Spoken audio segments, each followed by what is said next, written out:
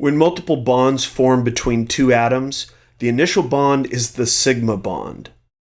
When a second or third bond forms, these are referred to as pi bonds. Pi bonds are formed from the overlap of p orbitals on adjoining atoms. Pi bonds are perpendicular to sigma bonds. As you can see here, a pi bond has two orbital lobes extending above and below the horizontal plane of the sigma bond. P orbitals are the ones that often form pi bonds, and we use the Greek letter pi to represent these bonds when doing a molecular orbital diagram. Pi bonds are generally weaker than sigma bonds because they don't have the same nuclear overlap that sigma bonds do.